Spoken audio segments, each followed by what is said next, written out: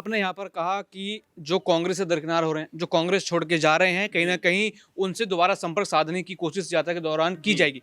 लेकिन यही सिलसिला बीजेपी के साथ रहा, तो क्या कांग्रेस एक द्विपक्षीय वार यहाँ पर करने वाली है कि अपने लोगों को भी मना लिया जाए और जो भारतीय जनता पार्टी से रूठे हुए हैं, उनको भी मना लिया जाए? यहाँ पर मध्य प्रदेश, राजस्थान ये यात्रा जाएगी और ऐसे में 2 नेता जो एक राजस्थान से हैं, जो एक मध्य प्रदेश से हैं, वो दोनों रूठे हुए हैं। तो क्या इनको भी साधने की कोशिश की जाएगी? लगातार बातें तो यही सामने आ रही हैं। जी, बहुत बड़ा सवाल आपका दरअसल दौलत है, क्योंकि अगर आप देखें तो मध्य प्रदेश में जिस तरह की राजनीति, पहले ज़िक्र करें मध्य प्रदेश का, कि वहाँ की जो राजनीति है वो लगातार उफ़ान मार रही है, क्योंकि यहाँ पर शिवराज सिंह चौहान जैसा बड़ा चेहरा जब सत्ता से बाहर हो जाता है तो अपने आप में सवाल उठने शुरू हो जाते हैं दौलत की, क्या उनके अंदर क्या कमी रह गई, क्या खामी रह गई जो बीजेपी ने उनको साइडलाइन कर दिया। 160 से ज़्यादा सीटें उनके पास हैं, उसके बावजूद भी बीजेपी उनको जो है एक जो है सत्ता से बाहर कर देती है और तमाम तरह से उनके ऊपर सवाल खड़े होने लग जाते हैं कि क्या वो अब रिजेक्टेड माल हो गए अपने आप में। आपने देखा भी होगा कि बयान उनका आता है कि अपन रिजेक्टेड माल नहीं है। तो ये जो उनका कह सकते हैं जो पलटवार है, ये क्या बीजेपी के तमाम उन आला नेताओं पर है जिन्होंने उनको एक तरीके से सत्ता से दूर कर दिया?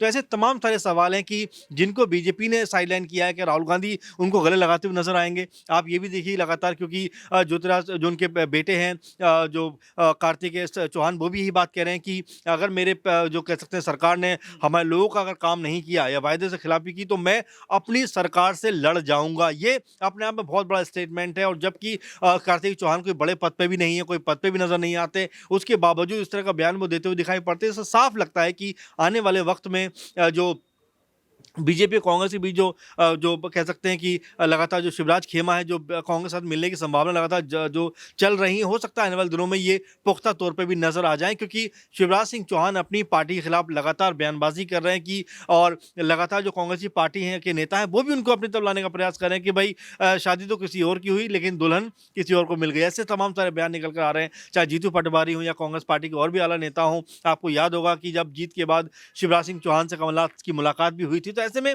कई तरह की जो कयासबाजियां वो जारी हैं कि क्या आने वाले वक्त में जो बीजेपी का एक धड़ा है, क्या वो कांग्रेस पार्टी में शामिल हो जाएगा? क्या सरकार को कहीं ना कहीं जो यहाँ पे दो फाड़ होती है वहाँ पे दिखाई पड़ेगी, और क्या बीजेपी सरकार इतने बड़े बहुमत के बावजूद भी मध्य प्रदेश में गिर जाएगी? तो ऐसे कई तरह के सवाल हैं दौलत, जो लगातार बने हुए हैं। अब इसमें क्या वाकई कांग्रेस पार्टी सेंध मारती हुई नजर आएगी, और क्या वाकई जो शिवराज सिंह चौहान है, खासकर मैं बात करूँ, क्या वो कांग्रेस के खेमे में आ जाएंगे? क्योंकि हाल तो राज्य का भी चूंकि ऐसा ही है कि वो भी बहुत ज़्यादा एक्टिव नजर नहीं आ रही, तमाम सारी बैठकों में वो नदारद होती है, नजर नहीं आती। तो सवाल ये उठते हैं कि क्या बीजेपी के दो कद्दावर नेता एक बार फिर से क्या अपनी पार्टी का साथ छोड़कर कहीं ना कहीं कांग्रेस पार्टी से हाथ मिलाएंगे? ये अपने आप में बड़ा सवाल है, क्योंकि देखिए राजनीति में दौलत कुछ भी हो सकता है। अब सिंधिया जिनका पुरखे तक कांग्रेस पार्टी के साथ रहे और वो मैदान छोड़कर बीजेपी का और कांग्रेस का और बीजेपी में शामिल हो जाते हैं, तो बताता है कि किसी भी तरह से राजनीति में उलटफेर हो सकते हैं। हेमंत बिस्वा इतने बड़े नेता, वो हट सकते हैं। ममता बनर्जी कांग्रेस पार्टी का बड़ा चेहरा थी,